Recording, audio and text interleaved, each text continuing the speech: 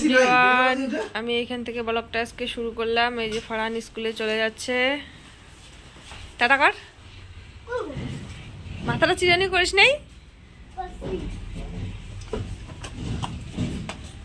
ফারহান দেখো স্কুলে চলে যাচ্ছে, ওকে টাটা দিতে বললাম, দিল না। তো দেখো বন্ধুরা, সকাল সকাল তো ভাত আলু ভাজা হয়ে গেছে। এখন এই যে মাছের মাথা দিয়ে আমি কচু রান্না করব, তার জন্য কচু কেটে নিয়েছি।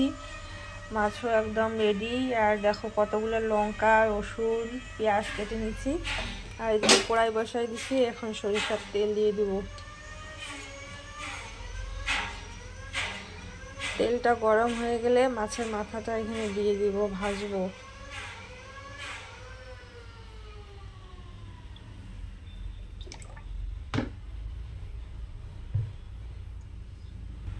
তো আমার সরিষার তেল গরম হয়ে গেছে, দেখো আমি মাছটা দিয়ে দেবো।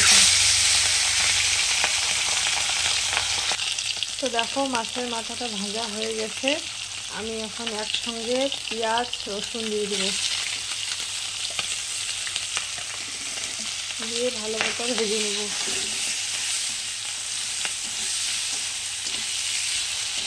ফুটতেছে, মাছটা ফ্রিজে ছিল তো।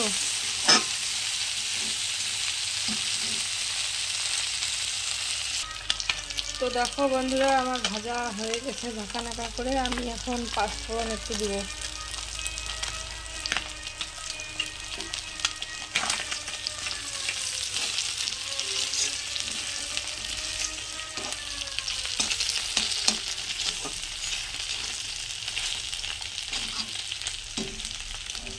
এখন কেটে রাখা কচুগুলো দিয়ে দিব।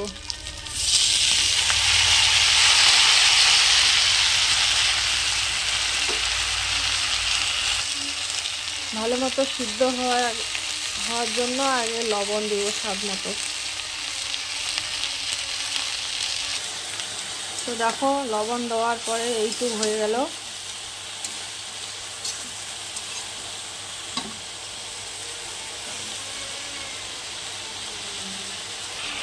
এই পর্যায়ে আমি এখন মশলা অ্যাড করব। স্বাদ মতো হলুদ দিব,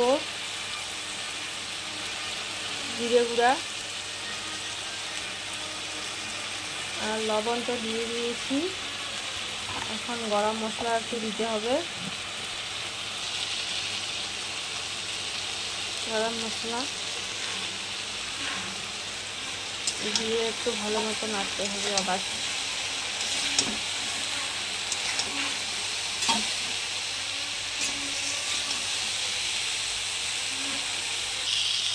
তো দেখো আমার এই পর্যায়ে আসছে। এখন আমি একটু পানি অ্যাড করবো। আমার ভালো মতো করে ভাজা হয়ে গেছে, এখন হালকা একটু পানি দিব।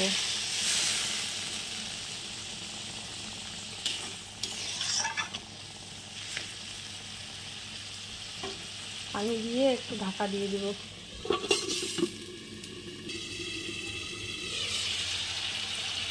পানিটা শুকার পর আমি এখন ঝাঁকানাকা করে একটু কষে নিব। কষে নেওয়ার পরে একটু গরম মশলা দিয়ে নামাই নিব আমি। তো দেখো আমার কচু রান্না কমপ্লিট। আমি তো এইভাবে রান্না করি, তোমরা কিভাবে রান্না করো জানি না। আমি এবার মাছের ঝোল করব, তার জন্য দেখো কড়াই বসাই দিলাম আর সরিষার তেল দিয়ে দিলাম। এখন অপেক্ষার পালা তেলটা গরম হওয়ার। গরম হয়ে আসলে আর কি মাছগুলো দিয়ে দিব। তেলটা গরম হলে কি মাছটা একটু ভালো মতো করে ভাজা হয়, কড়কড়া করে ভাজতে হবে ঝাঁকানাকা করে। তো দেখো আমি মাছগুলো দিয়ে দিলাম। তো বেশি মাছ এখানে ছিল না, অল্প চারটা মতো পিস ছিল, আমাদের আর কি হয়ে যাবে আজকে দুপুরের। তো দেখো আমি মাছটা দিয়ে দিলাম। এখন এক পাশটা হতে থাক, তারপরে আমি এই পাশটায় দিয়ে দিব। তো দেখো কড়াইটা গরম ভালো মতো হয়ে গেলে মাছগুলো কত সুন্দরভাবে উল্টানো যায়। তো দেখো এইভাবে ভাজতে লাগে। তোমরা কিভাবে ভাজো আমি জানি না, আমি তো এইভাবে ভেজে নেই। তো দেখো এক পাশে হয়ে গেল, আরেক পাশে হয়ে গেল। আমি এখন মাছটা তুলে নেব। মাছ ভাজা কমপ্লিট আমার। আমি এখন ওই তেলে একটু আলু ভেজে নেব, অল্প কয়েকটা আলু দেব, পাতলা করে ঝোল করব যাতে আমাদের তিনজনের খাওয়া দাওয়া হয়ে যায় দুপুরের। তো দেখো ওই তেলে আমি হচ্ছে আলুটা দিয়ে দিব। আলুটাও হচ্ছে ভালো মতো করে ঝাঁকানাকা করে ভেজে নেব। সুন্দরভাবে ভেজে নেওয়া হয়ে গেছে, আমার আলুটাও হয়ে গেছে, আমি নামাই নিব এখন। তো দেখো আলুটাও ভালো মতো ভাজা হয়ে গেছে, আমি এখন আলুটাও তুলে নিব। তুলে নেওয়ার পরে ওই তেলে আমি আবার পেঁয়াজ দিয়ে দিব। তো দেখো আলুটা তো হয়ে গেছে আমার, আলুটা এখন নামাই নিচ্ছি ভালো মতো করে। তো দেখো ওই তেলে আমি এখন পেঁয়াজ রসুন দিয়ে দিব মাছটা ঝোল করার জন্য, হালকা করে ঝোল করব দুপুরবেলার খাওয়া দাওয়ার জন্য। তো দেখো পেঁয়াজটা আমি এখন ভালো মতো ভেজে নেব, লাল লাল করে ভেজে নেওয়ার পরে এখানে হালকা একটা টমেটো দিয়ে দিব, তাইলে কি ঝোলটা আর ভালো হবে আর খেতে সুন্দর লাগবে। তো দেখো আমি এখানে টমেটোগুলো দিয়ে দিলাম, টমেটোগুলো দিয়ে নেওয়ার পরে আরও একটু ভালো মতো করে ভেজে নিব, সুন্দর মতো লাল লাল করে ভেজে নেব। ভেজে নেওয়ার পরে আমি এতে মশলা এড করব। তো দেখো স্বাদ মতো লবণ দিব এখানে আমি, তারপরে দিব হলুদ দেওয়ার পরে জিরে গুঁড়া দিলাম, জিরে গুঁড়া দেওয়ার পরে একটু গরম মশলা দিলাম, দিয়ে আবারও একটু ঝাঁকানাকা করে কষে নিব। মশলাটা ভালো মতো কষলে আর কি ঝোলটাও ভালো হবে, খেতে অসাধারণ লাগবে। তো দেখো এখানে আমার ভাজা প্রায় কমপ্লিট হয়ে গেছে, আমি এতে এখন পানি হালকা করে একটু অ্যাড করব যাতে মশলাটা ভালো মতো সিদ্ধ হয়ে যায় আর তেল ছাড়া অবধি আমি অপেক্ষা করব।